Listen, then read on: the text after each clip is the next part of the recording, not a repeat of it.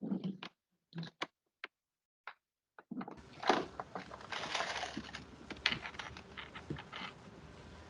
very warm evening to everyone present.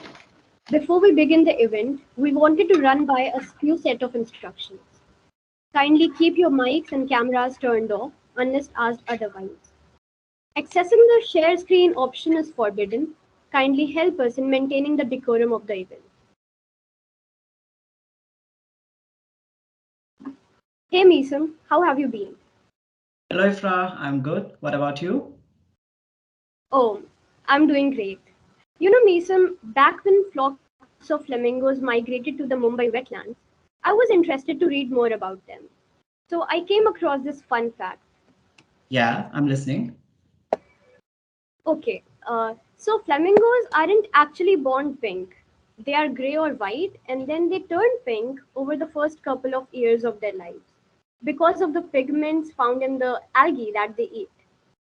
Well, speaking of flamingos, I came across the fact that they use their enormous feet to stir organisms from the bottom up into the water column and help in sufficient oxygenation of water. Also, they migrate to the wetlands to feed on algae. Yes, but it is so sad to see that nearly 30% of the natural wetlands in India have lost in the last 3 decades due to the illegal construction, agricultural expansion, and pollution, according to the estimates by Wetlands International South Asia. Wetlands not only support high concentrations of biodiversity, but they also offer a wide range of important resources and ecosystem services like food, water, fiber, groundwater recharge, water purification, carbon storage, climate regulation, and the list goes on. Water is what all we have to claim to have in abundance. In today's talk, with special reference to wetlands, let's dive in and dissect the proposition that are we running out of water?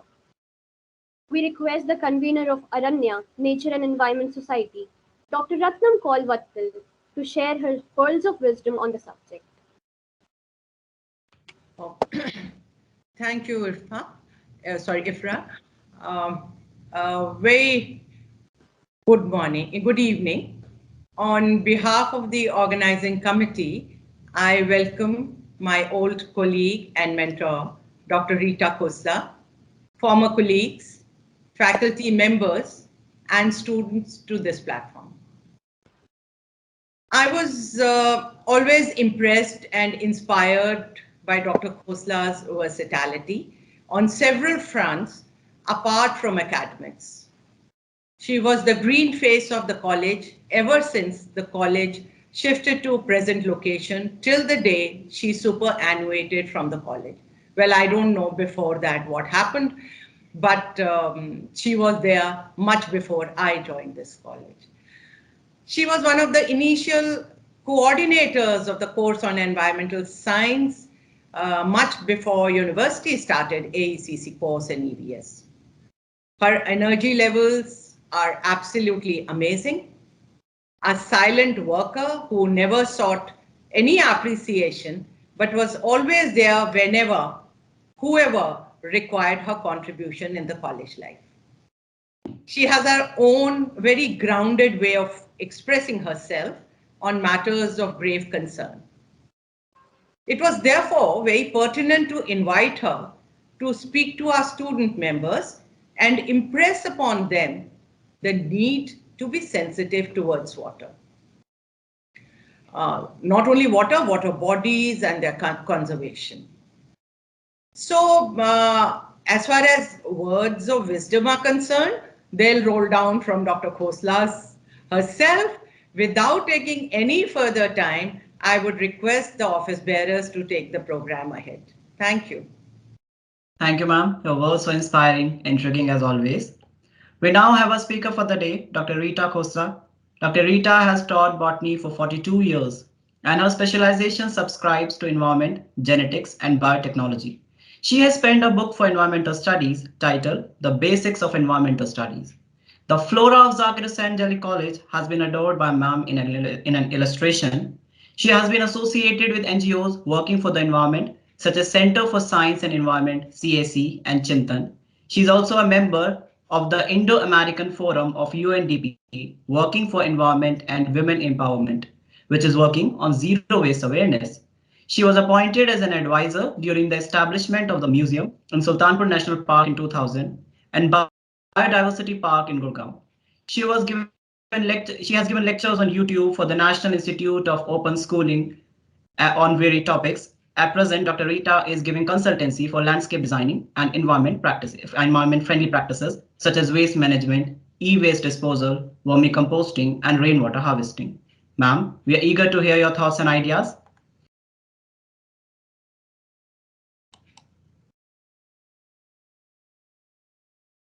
Sorry. Thank you, all of you, for your gracious words. And this is a very good topic you have chosen for the Wetland Day celebration. And I'm sure every student will benefit from this, and you'll spread this awareness to your family and friends. Because alone we can't do anything. We have to be together to achieve something. So I'll start with the presentation, and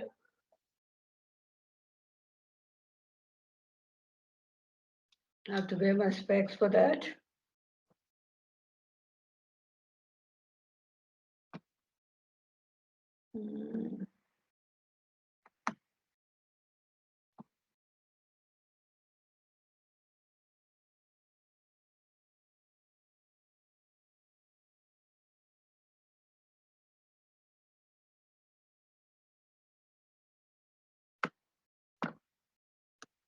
Are you able to see it? Yes, yes. Fine. Okay. So the topic for today is, are we running out of water? Dr. Khosla, please make it full screen from the, Okay. close to where this percentage is coming. I'll come to it. Thank you. Yeah. Okay. Now we belong to the blue planet, the water planet. And in this planet, this kind of topic sounds absurd. It would have been some decades or centuries before, but now it is very relevant. Finding ourselves without fresh water is a frightening prospect, as it is a serious and immediate threat to our very existence. And so for India also, it is estimated that India's freshwater supplies could be exhausted by 2050 at the current rate of consumption. So we have only 30 years to do something about it. Now, these are buzzwords which were not read in newspapers or heard on TV or anything, which is very common everywhere in school, colleges, everywhere. Water crisis, poisoned rivers. Earlier, we only heard of holy rivers. Then, water audit, conflict between states and countries for water, save water. So, all these are common jargon today. Now, water scarcity is when we cannot meet our water needs. And water is one of our most poorly managed resources. When we think something is abundant with us, we become a bit careless. And so is the case with water. India has 17.5% of world population and only 4% of fresh water resources. So you can imagine there's a lot of pressure on surface water resources such as rivers, lakes, ponds, and other wetlands. Here is a picture of village women carrying water in certain water stressed areas. So it is really a kind of shameful situation that women and young girls have to carry water from one place to another, whereas we in the cities are wasting water. So we at least should have think about them and save water at least. Water is a resource that is essential to life itself. And you know our body is made up of water, what high percentage. Then economic production of every country depends on water, fisheries, wetland provide many environmental services, such as regulation of climate and rainfall. You might have experienced if you are traveling, especially in the evening, and you pass by a pond or a wet area, you suddenly feel a dip in the temperature. You feel slightly cold. The reason is that the water bodies regulate the climate and lower the temperature. They also are responsible for rainfall and absorption of carbon dioxide and cycling of nutrients. And these wetlands also act as habitat for biodiversity. We see beautiful birds. If you have ever visited Culedo Ghana National Park, you'll see it's full of birds, migratory birds from different countries, and many other uh, bird sanctuaries. And they help in waste treatment, cleaning and maintenance of ecosystems, and recharging of groundwater. So there are many uses, and that is why wetland has become an important part of our life. Only a small fraction of Earth's abundant water is available as fresh water because 97.4% is in ocean salt water, which we do not consume, and out of 2.6 of the fresh water, a large percentage, that is 1.98, is locked in ice caps. So we have very little water which is accessible to us. Now, the problem of water scarcity is intensified by human activities, as one of your colleagues just now said. In our day-to-day life, we use more water than is required. Most people waste water during bath and other domestic uses. We not only waste water, we also pollute water. And you are aware of the way the rivers the holy rivers have become now polluted rivers or toxic rivers because they have a lot of nalas open and pollute them with the industrial waste and agricultural waste fall over. I'll discuss this later again. Increase in human population and greater use of water for industry and irrigation is causing fresh water shortage as well. Water shortage is brought about by change in rainfall pattern due to climate change. At the moment, I am in Dubai and I've been coming here regularly every winter. But this winter, it was the first time we had 20 days of rain. Earlier, it used to be one or not even 1 day of rain in winter. So at least here I can tell you how the rainfall pattern is changing.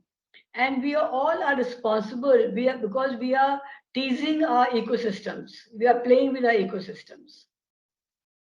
Now here there is example of consequences of groundwater pollution.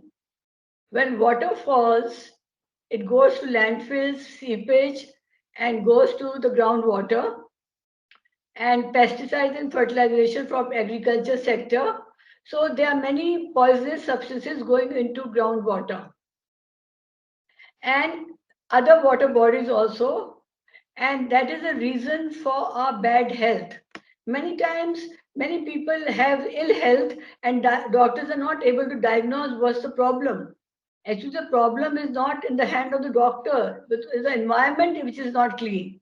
We are not drinking clean water. We are not drinking clean pesticide-free vegetables and fruits.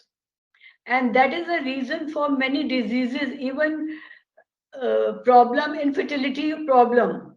Many couples are having this infertility problem, which is related to pesticides like DDT and others in our food. So all this is affecting us. It's not just a matter of water body we are talking here. We are talking a holistic approach and how it is affecting us. Fresh water shortage is intensifying interstate and international conflicts. Water dispute between state of Karnataka and Tamil Nadu, whereas Haryana and Delhi were fighting for Yamuna River. Interstate and intercountry river water disputes have also been there. There are some of them are listed here. Conflict over Nile River water has caused dispute between several countries, 11 countries take water from River Nile. And earlier it was Egypt and Sudan which had monopoly over the river. But then after a lot of politics and disputes and fights, they had in 1999, they had Nile Basin initiative, which solved to some extent. Now, overuse of water, we are overusing surface water, which is lakes, rivers, other wetlands, and we're overusing of groundwater also is a creating problem. In Delhi NCR, several construction projects are using groundwater more than which is allowed according to the Central Groundwater Board. Many builders have been caught for unauthorized extraction of groundwater from the borewell. NGT, that is National Green Tribunal, issued notice to several builders in Delhi for illegal extraction of groundwater. Now, the strangest part is water scarcity in Cherrapunji, which used to be the wettest place on earth, has today become a dry place. Earlier, it was full of dense forests which protected the topsoil. But due to indiscriminate cutting down of forests and coal mining has affected the ecology of the place. Now the topsoil is washed away. When there are no trees, when the rain comes, there is no protection and the topsoil is washed away by rain. Earlier, the dense forest used to create rain clouds. They are also not there. And the area has become barren and the soil can no longer hold water. As a result, villagers in Cherrapunji have to get water from other areas. So isn't it a shameful situation? How we humans have converted a wet area into a dry area. The world's wetlands are disappearing at alarming rate and faster than any other ecosystem. They are disappearing faster than any other ecosystem and are affecting the water cycle. Now, what is a wetland? Wetland is an area of land that is either covered by water or saturated with water, such as pond, lake, paddy field, swamps, etc. Uses of wetland, this we have done. Now, coming to today's celebration of Wetland Day, it is also known as Ramsar Convention, which was adopted on 2nd February 1971 in Ramsar, a city in Iran. And it was the first treaty for conserving natural resources. The official name of the treaty is the Convention on Wetland of International Importance, especially as waterfall habitat.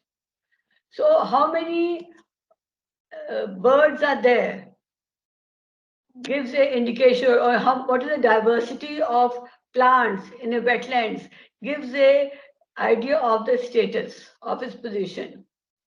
There are about 47 Ramsar sites in India, like Sundarbans, Wetland, Renuka Lake, and many more. Now, these wetlands, when they become endangered, when they are threatened because of change in ecological character, they are changed into, they become part of Montreal Record, which is part of Ramsar Convention. And the change is because of all these activities. Chilka Lake was placed in Montreal Record in 1993 as it had degraded due to prawn culture. There was a lot of human interference in Chilka Lake at one time. Then it was reinstated later, for which the Chilka Development Authority received the Ramsar Wetland Conservation Award for 2002. So at least there was a reversal of the problem. Now, why are we scared of stagnant wetlands? How do they affect us? Now, this is all related to eutrophication. Now, what is eutrophication?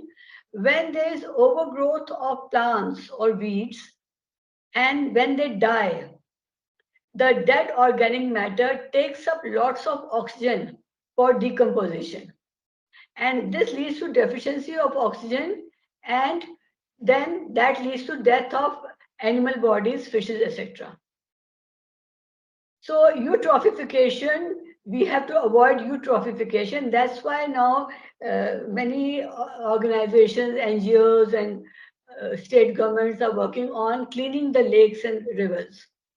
Organic matter in paddy field, ponds, lakes, etc., produces methane gas, which is a greenhouse gas and responsible for global warming.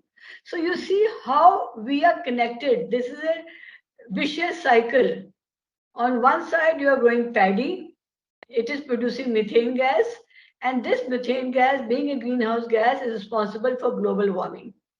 And this global warming, according to IPCC, might change the is changing the rainfall pattern, and a dry place might become more dry. So many wetlands might just disappear because of evaporation. So all this is leading to interconnected happenings. Land degradation alone led extinction of 87% of world's wetlands. Development activities, road construction, erection of bunds, discharge of sewage, industrial effluents, dumping of solid waste, and encroachments. Now, I can give you an example of seeing this in my own lifetime. When I had visited Dalhousie as a student and we went to close by Khajar Lake, it was a proper lake then. But when, as a teacher from Zakir Hussain College, when I took my students for excursion, it had shrunk a lot, although it is a beautiful site surrounded by cedar wood trees and all. But now it has become just a stinking pond, which is smelling, and it is very small in size. So this is how the wetlands are disappearing due to human interference. Now, wetlands of Delhi, there are three main wetlands I will just talk about. One is Najafgarh Jheel in NCR. The other is plains of wetlands of river Yamuna and downstream of D&D flyover, that is near Friends Colony and Maharani Bagh. And Nile Horse Lake, which is also in South Delhi. Najafgarh Jheel was located over an area of 1.5 lakh acres in the past, and it has been reduced to 900 to 1200 acres only. So you see how eutrophication is affecting the wetland. This is Yamuna Lake. It is full of, you can see it here, full of Icornia, the terror of Bengal. This plant and many other weeds have come up and covered the water body. The floodplains wetland of river Yamuna and the downstream of D&D flyover spread over 167 hectares and used to hold huge quantity of flood water. You know, whenever there was flood in river Yamuna, the water used to come and accumulate here and recharge the groundwater. So it was a good source of recharge of groundwater, which is a major source of water in the area. Today, the wetlands are highly degraded and receive a lot of sewage from drains, and they are covered with water hyacinth and major mosquito breeding center. In fact, the price of houses and land in New Friends Colony has decreased over the years because people do not want to go there because there's a lot of mosquitoes there. So even economy of a country or a city depends on water, wetlands, and how we treat them. Nile Horse is a stagnant water body in the low-lying Aravalli Hills of Southern Ridge, and precipitation of the hills was source of Nila Horse fresh water which supplied drinking water to South Delhi at one time. ये पहले की बात है. Over the period of time, due to urbanization, the source of fresh water to the lake was disrupted, and the lake size was reduced from 10 hectares to less than 4 hectares. And most of it is filled with solid waste. So how we have damaged the wetland? So which was supplying us with fresh water, we have damaged it, and now it is covered with solid waste. DDA declared the area as Neela Horse Biodiversity Park after it was developed by CMD after a few years. So this is restored. This is restored Neela Horse, and where you can see large number of birds, and there is an embankment of plants, trees, which protects silting of the lake. Now let's come. So far we have discussed the importance of water, scarcity of water, and how we are polluting it and spoiling it. Now let's come to the next part, that is water conservation. One of the sustainable goal of Earth Summit is water conservation, and the water stress is a term used for more than 25% of renewable fresh water resources that are withdrawn. So according to UN, a country should only withdraw 25% of renewable fresh water available. However, UN says that the withdrawal is much more. The agriculture, I just lift it up.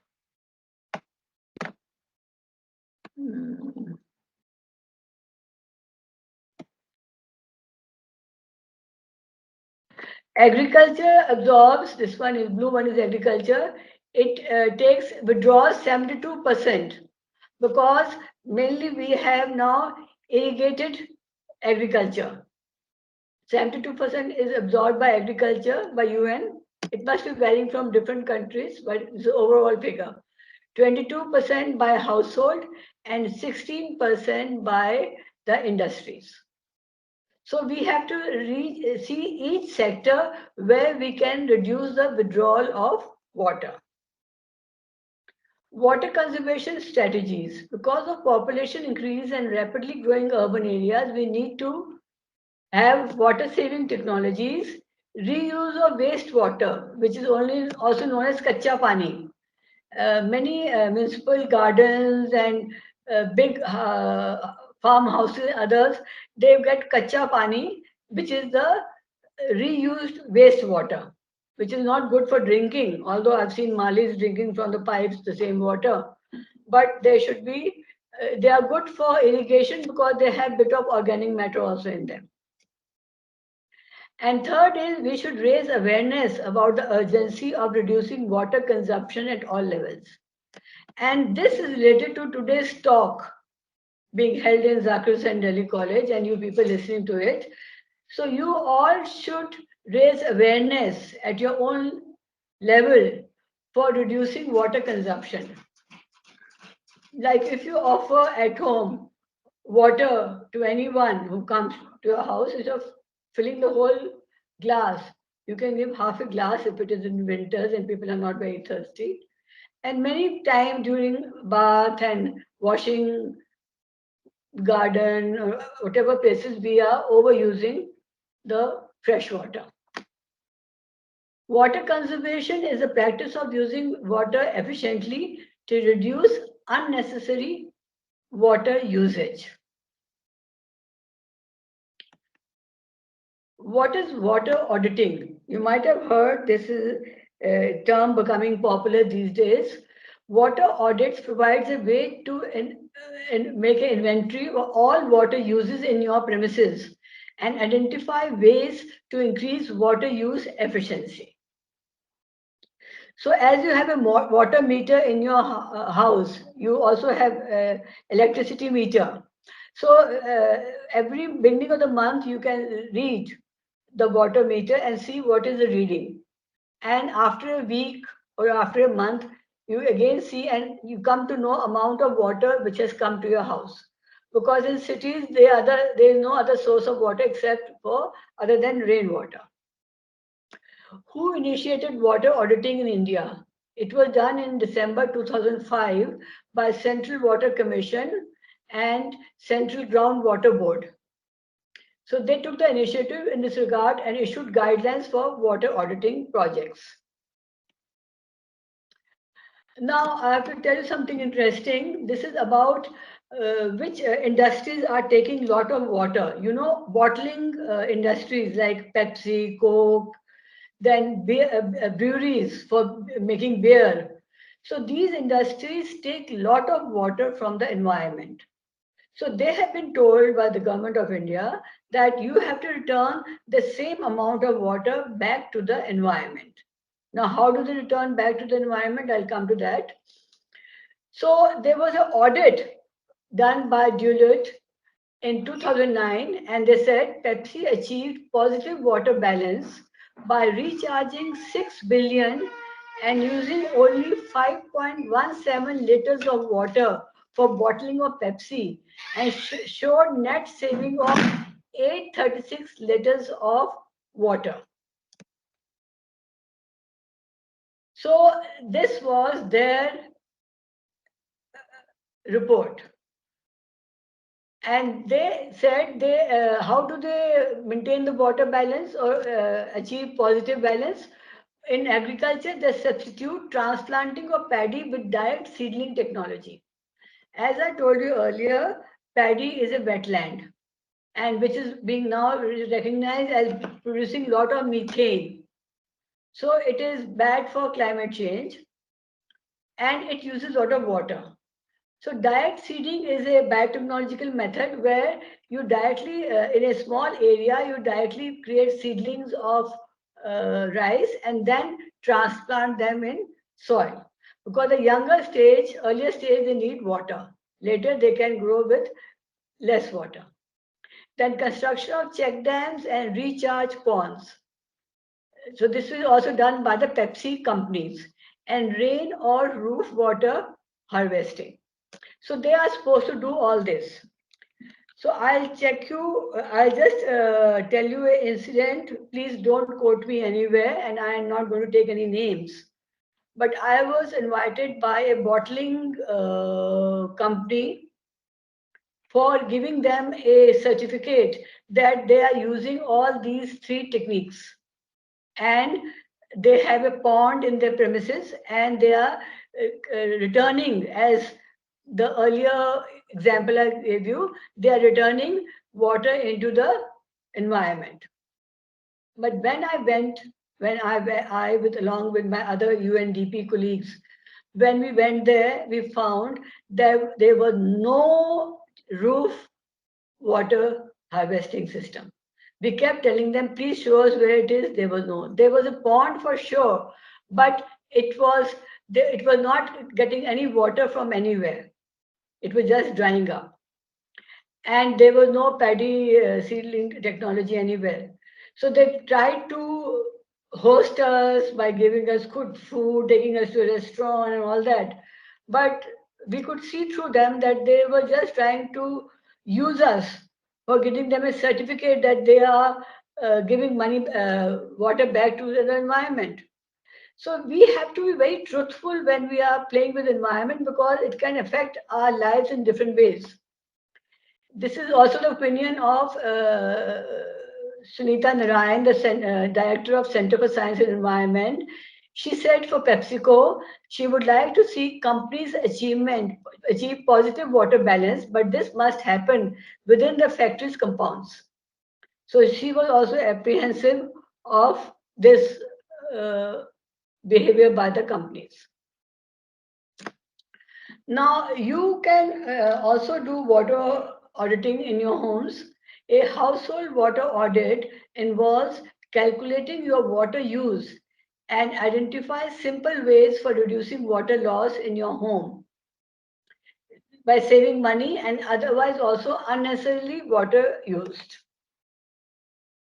Now, how to do it? There are several ways to measure your water use. Check your water meter reading regularly. Use handy audit table, which I will be just showing you in the next slide, to find out how much water you use at home. By checking your water consumption monthly, you can detect any unexplained increase in water use that indicates a possible leak. Many places there is water leak, and that really disturbs me. Water leak is when you're just unnecessarily wasting water. Just go around your college and see if there's any water leaking from any cooler or any water point. Make sure that it is sealed immediately. So leakage of water, even in fact, even Vastu, it is a very negative energy. So make sure that there is no water leakage anywhere. Now this is a water table. So you can make this water table for your college, like or your department. Like number of people, you can fill it here. Number of people, number of uses per week. Like if you have a 5-day week, liters of water used per use, total per week.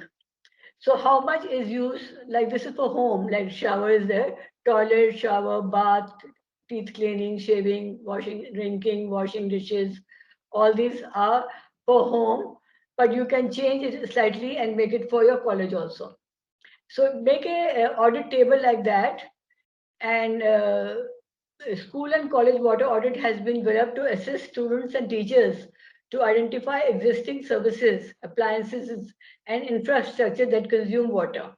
Many times we are not aware which infrastructure of our college is consuming water. Here are some estimate, like a shower head, the fountain hota hai nahane ka, it takes 10 liters per minute if it is full water flow, then it will take 20 liters per minute. And otherwise, it can take 15 liters per minute. Bath, which we don't normally use in India, takes 150 liters. Toilet flush, full flush, takes 6 liters, and half flush. अगर half flush से काम चल सकता है, do that, it will take only 3 liters. Basin, wash hands, brushing teeth, 5 liters per minute. This was guidelines were created in 2018. So आप में से जो भी टॉयलेट जल्दी जाके जल्दी वापस आता है, that person is helping the environment. So be quick when you are using the toilet. Now rainwater harvesting. Now it has become very popular. It was there in the earlier times, then in between it was lost its touch. The augmentation of groundwater by rainwater harvesting is the need of the hour. So, whatever water falls on your roof of your house or your college or your school or any office, that rainwater goes through the rainwater pipes and it might end up on your road and from road to your nala, nala to your river and back to the ocean. But according to Delhi Jal Board, a medium-sized house loses 8 to 10 lakh liters of water as runoff every rainy season. See how much water we are losing every rainy season. This all water could have gone to our groundwater. Rainwater harvesting is becoming compulsory for new buildings. According to Delhi Jal Board, if a new building which is above 500 square yards, if it doesn't have rainwater harvesting incorporated, they have to pay a penalty. And if they have got it incorporated, they get a discount in the water bill. So this is becoming very popular and it is very necessary. Otherwise, new buildings are not given any sewage or electricity or water connection. This is, I'm just showing from the rooftop, the water has come through a drain pipe and it is connected with the elbow to a drum. And you can see the drum is perforated. So from the drum, the water seeps slowly, because if you don't put the drum, the whole water will go in a rush and it will not percolate down properly. So this percolates down, and in the drum we have charcoal and other gravel and other organs, uh, substances which filter the water. So it all goes to groundwater and then it is a clean water. Now, what's the initiative by GOI? There is a Jal Shakti Abhiyan which was launched in 2019 in 1592 blocks of certain water stressed districts of India in 2 phases. And as a result, there has been a lot of water conservation.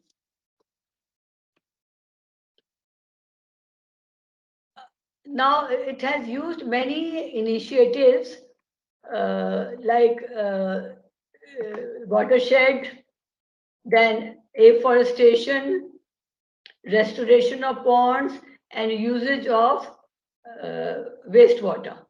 So this is an example of watershed. What is a watershed? Watershed is an area of land that drains all the streams and rainfall to a common outlet. I gave you the example of Khajjar Lake. So what was Khajjar Lake? Khajjar Lake was surrounded by snowing mountains. So when the snow melted in summer, the water streams trickle down, and passing through the cedar trees, they came down to this Khajjar Lake. So all that area from the mountains to the forest to this outlet, which is a lake or a pond, is known as the watershed, where all the water drains. You can see it here. So there are clouds here, clouds, precipitation, snow-packed mountains, runoff. So this water is running off and it is collected in many different places. Here only there's one big watershed shown here, but there must be many micro watersheds around here. So the forests are involved, the mountains are involved and everything. And a lot of NGOs are working on helping, like in, you must have heard of Chipko Andolan. In Chipko Andolan and Garhwal district, lot of forests were cut. As a result, the forest could not slow down the momentum of water. So more silt went into the watershed area than water. So that caused floods. So the NGOs are working on afforestation and educating the villagers, because if villagers have water, then only they will progress. And if the groundwater is saturated, then only the agriculture will function. So it is economically and every way important, the conservation of water by watershed. So several microsheds together help in harvesting water. Then besides this, the Jal Abhiyan has also started work on renovation of traditional and other water bodies. So they are creating bunds here, and water bodies are created. And also they are using reuse and recharge structures for reusing water, wastewater, and intensive afforestation. So we need uh, conservation process from every sphere, at every level, from student level to household, university, college, industry, agriculture, and the government level. So at all level, and I think you should take a pledge today that you will make your best effort to at least reduce water use at your home and college, and try and create awareness and help in whatever way you can. And that is the best way to celebrate the Wetland Day. So water is precious, save every drop. Thank you. Thank you, ma'am. Ma'am, you gave us a number of ideas, simple enough to pursue. The Papsica talk, the water audit, the rainwater harvesting, drum amazed and intrigued us.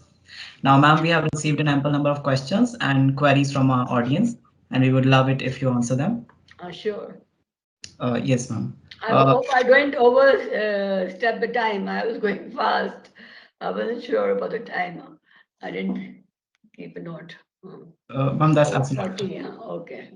The first question that we have is, all the what all platforms can we approach the government officials to help us preserve the water resources? At the government level? Could you repeat the question? Yes, ma'am. What all platforms can we approach the government officials to help us preserve the water resources?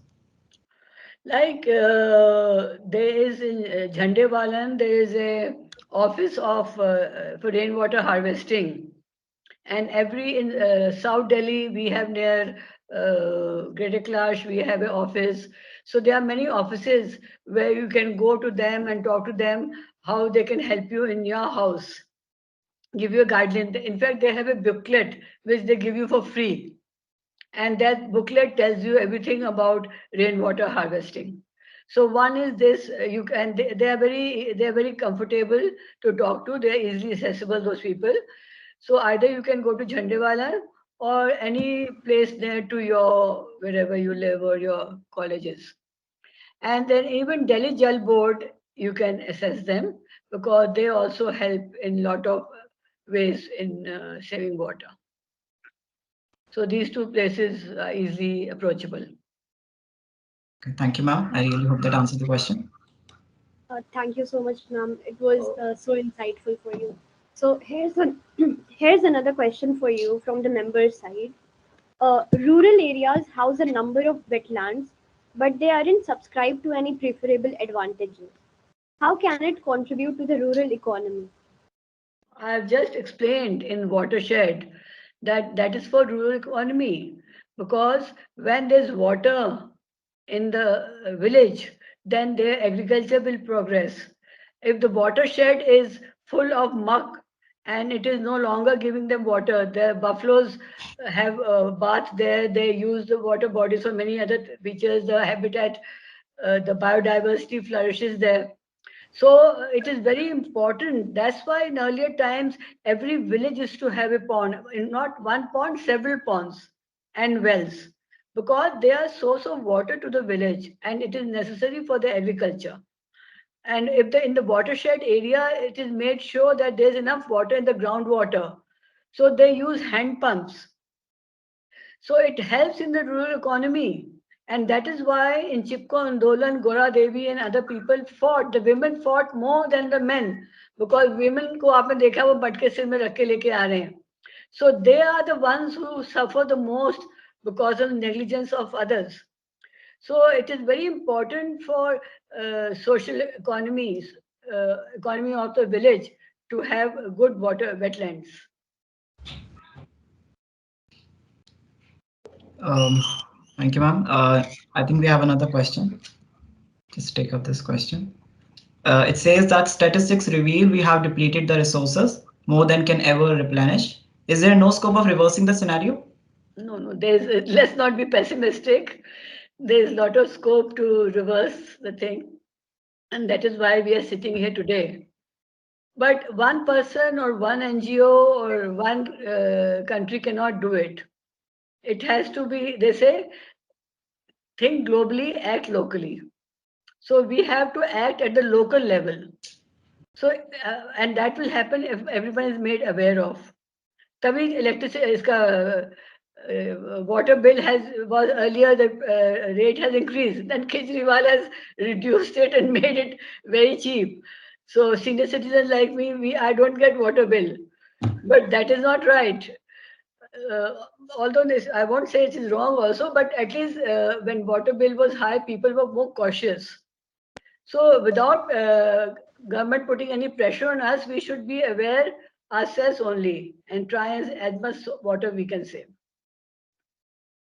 Like if you fill a glass of water in a day and keep it while you are studying, so just keep it there. No, don't go and keep it back in the kitchen. Let it be there on the table the whole day, and you keep sipping from there.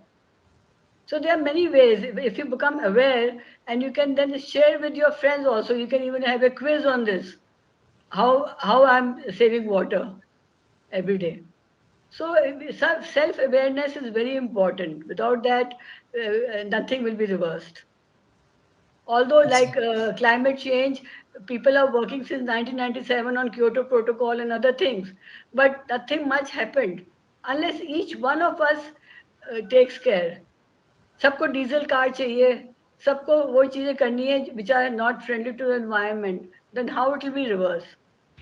So probably Corona has shaken us up and other things, climate change will shake us up and we'll be grounded and we'll think globally and act locally. Absolutely, ma'am. Ma'am, I think we have one more question from Dr. Babita, ma'am, faculty member. Ma'am, we have unmuted you, so you can ask your question. Thank you. Good evening, ma'am. Good evening, Babita. I cannot, my camera is locked. Anyways, okay. All right. Uh, it was wonderful listening to you. It was such an information-packed lecture. It's always a delight to listen to your talk. Ma'am, my question is regarding water editing, auditing. Yeah. So how to go about water auditing? No, like you start with the home or you start with the college or department. Uh, So, is like, for if you want to start with your department, you will have to have a water meter put there, which is okay. possible. So you can have a water meter put there, and in your home you have a water meter. If you are a single house, you can have a apartment. You have a water meter. So you take the water meter record, and then as I've given in the water audit chart, Hmm. so you create the chart, and in the chart you just fill in. Like you'll have to time yourself. Today I used the loo so many times, and I used half flush. So 3 liters into 6 times or whatever times is Hmm. the you have used. So for if you have 4 family members or 3 family members, you just note down for each. So you can give the chart to each family member Okay. instead of one person doing it. For everyone, let individually they do it. All right. Similarly for your department, like you can set a trend for the college by doing the department first, and then the rest of the college can follow it. So Yeah. This is the need of NAC. So, in respect of that only, I was asking in college how to go about water auditing, because there these measures are not possible. Will there be any external body who will do this water audit, or how can we do it in the college? Excuse me, I'd like to say a few words here. Sure. Dr. Khosla, we were planning to start this project of water audit in college, and I thought NES members can start it. And then I also spoke to my colleagues in EVS department, and they gave me some insight into it. And they said that this audit would require physical visiting of those organizations who do water audit. And for that, at present time, they may not agree to come and check every tap. And if there is a wet wall, so look at the leakage, which are when pipes are underground or something. So that may not be possible now. But as far as students are concerned, I am floating this idea with my student members that they should do at their own level, at domestic level, this water audit and do it. But NAC, I tried to find out, it may not be possible under the present scenario. And Dr. Khosla, please stop sharing your screen so that we can see you. Thank you, Dr. Uh, Khosla. Fatima. I'm coming to you, Babita. Yeah. Uh, can you help me? It is not my camera is not getting unlocked. I don't know. Anyways, okay. So at home is very easy. Hmm. Even for college, Hmm. you will have to do the groundwork now. Like you see at least gross level, you see what is the incoming water. Okay. And you have in the water college, you have water from the borewell as well. Hmm. That is also coming. So that is also metered. Okay. That is also metered. So you at least you have an idea how much water is coming, Hmm. and you have to then arrange for the rainwater harvesting also. That is also not functional in college at the moment. Ma'am, actually, water table is pretty high there, so it's not required. I know that. Yeah. So I think if you do initial work, and I can ask this UNDP group, which I am a member also, Hmm. if they can help or give some uh, guidelines Right. initially, and then after a few months, it can be done. Oh, yeah. Wonderful. So, So much. so at least get the work going on. Start with Right. the water reading. At Okay. least have one student or one lab staff or someone doing water reading, and for the department, get a water meter fixed up. All right. All right, ma'am. So Start. because Right. that's the only source of water coming to your department. Right. So Ma'am, another question I have. This is regarding the bill that we get from Delhi Jal Board. hmm, It gives in the usage of water in units. hmm. So is it that each unit is equivalent to 1,000 liters or what? There is some disparity in this unit conversion. I'll have to check up that. All I'll right. have to check up. I'll talk to them and let you know. Thank you so much. Okay. Thank you.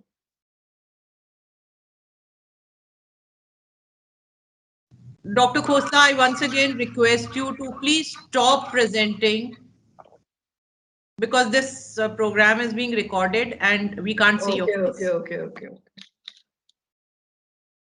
I had done escape, but it didn't go. Stop sharing. Yeah, now it's okay. And now you can switch on your camera. नहीं, it is not getting switched on ना अभी भी. अब हो गया. हाँ, अब हो गया. ठीक है. Sorry. हाँ.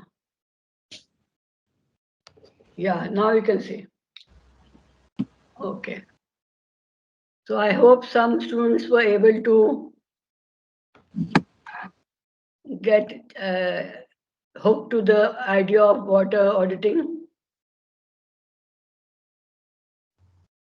Definitely. Yes, ma'am, definitely. Ma'am, many questions have been left out because of time constraints. Our sincere apologies to the attendees. Thank you, ma'am, for your valuable responses. It was indeed an enriching and enlightening session. A thank you is never sufficient, but subtle enough to convey a heartfelt gesture. We would like to extend our heartfelt gratitude to our principal, Dr. Sangeeta Pandita, whose guidance is a quintessential sustenance.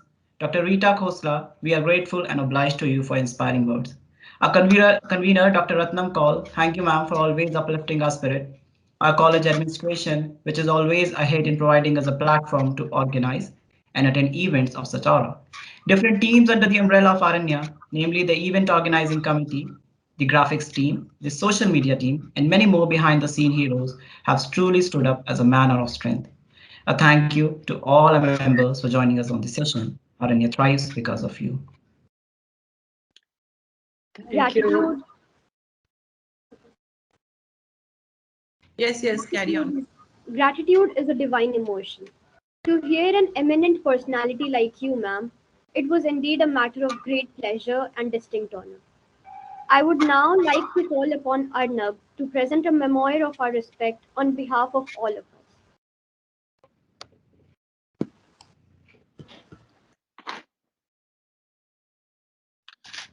Good evening, ma'am. We are Good grateful evening. for your presence and this talk. We had a great time full of knowledge, and thank you for making us aware of the rising concerns of the water resources. Ma'am, I am Arnab Adhikari, pursuing B Honours Philosophy, and I would like to present my Madhubani artwork as a token of love and gratitude on behalf of the entire team. Thank you so much, ma'am. Thank you, Arnab. It's beautiful. Very Thank you, ma'am. nice. Thanks a lot. Full of things. I'll have to see it properly. No, please explain. I'm sure they are going to explain this picture. Okay. Yes, ma'am. In this picture, we can see the epitome of nature, where we can see tiger, snakes, birds, flowers, trees together in a harmony of under the umbrella body of nature, where nature is shown as the epitome of every other presence, and the harmony between each and every elements of nature is depicted in this artwork. Very good. Very nice. Very beautiful. Thank you. Thank you, ma'am. Thank you. Thank you so much, Should we Arnab. conclude for today? Okay. Now we urge everyone to switch on their cameras for a photograph session.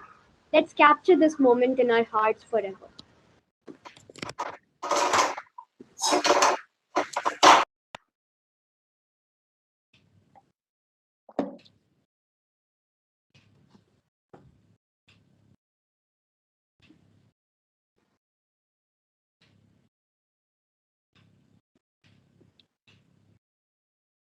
How do we come to know when starting?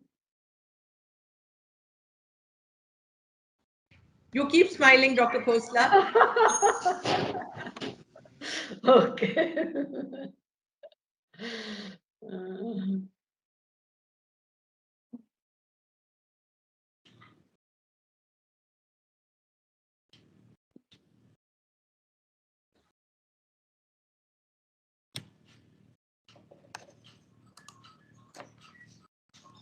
Thank you, ma'am. Thank you, everyone, for joining Okay, us. thank you. Have a good day ahead. Okay, bye. Good evening. Thank you, Dr. Khosla. Okay. Thank you so much, ma'am.